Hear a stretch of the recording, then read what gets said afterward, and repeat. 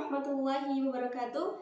Perkenalkan, nama saya Jessica Agustina Isman dengan NPM 2263053003 dari kelas 2B, Program Studi Pendidikan Guru Sekolah Dasar Universitas Lampung. Baik, tujuan saya membuat video kali ini yaitu untuk memenuhi tugas ujian akhir semester mata kuliah Psikologi Pendidikan yang diampu oleh Ibu Profesor Dr. Sowia Magister Pendidikan.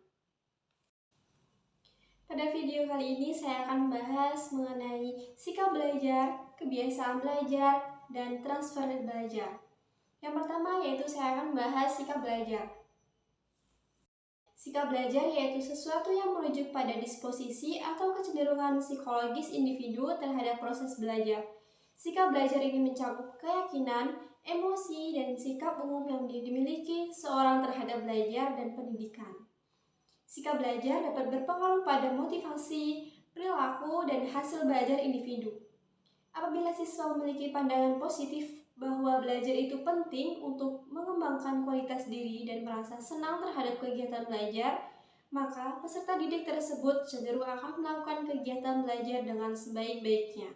Dan sebaliknya, apabila siswa tersebut memandang belajar itu tidak penting dan tidak menyenangkan, maka cenderung malas belajar. Materi selanjutnya yaitu mengenai kebiasaan belajar.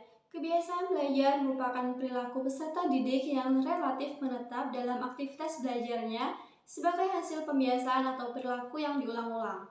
Sikap berbeda dengan kebiasaan, akan tetapi ada hubungan antara sikap dan kebiasaan, yaitu sikap dapat dinyatakan dalam kebiasaan tingkah laku tertentu.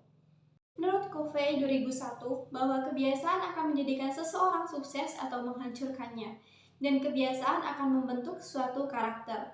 Sikap dan kebiasaan belajar yang positif akan membentuk karakter yang baik seperti rajin, tekun, disiplin, serta tangguh dalam menghadapi hal-hal yang mengganggu kegiatan belajar. Apabila menghadapi kesulitan belajar, hambatan, emosional, masalah remaja, dan stres seperti produktif, begitu pula sebaliknya, sikap dan kebiasaan belajar tidak hanya mempengaruhi prestasi belajar, tetapi akan mempengaruhi karakter seseorang. Selanjutnya yaitu pengaruh sikap belajar dan kebiasaan belajar terhadap siswa. Yang pertama yaitu motivasi dan keterlibatan, yaitu sikap belajar yang positif dan kebiasaan belajar yang baik dapat meningkatkan motivasi dan keterlibatan siswa pada proses belajar. Yang kedua, peningkatan performa akademik, yaitu sikap dan kebiasaan belajar yang baik sangat berkontribusi pada peningkatan performa akademik siswa. Kebiasaan belajar yang teratur seperti mengatur jadwal belajar, mengulang materi secara berkala, dan menggunakan teknik belajar yang efektif dapat membantu siswa mengasimilasi dan mengkonsolidasikan pengetahuan dengan lebih baik.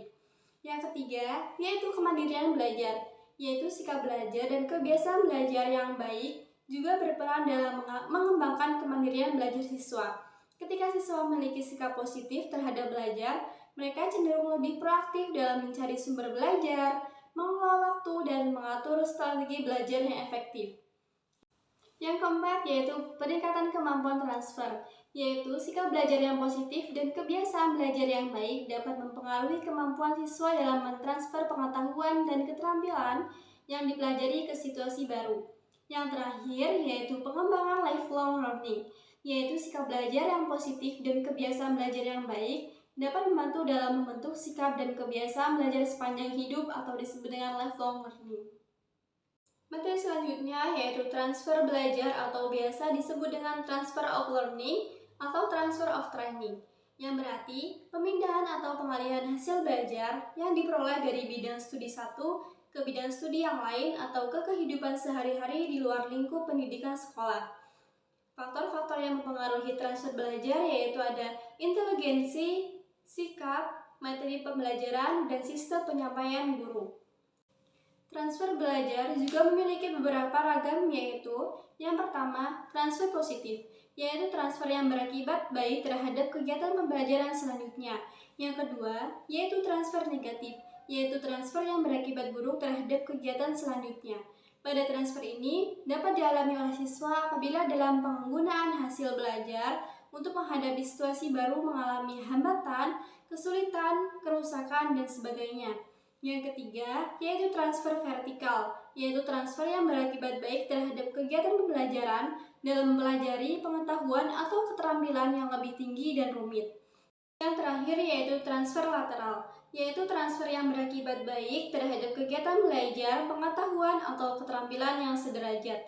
Pada transfer ini dapat terjadi dalam diri siswa apabila ia mampu menggunakan materi yang telah dipelajarinya.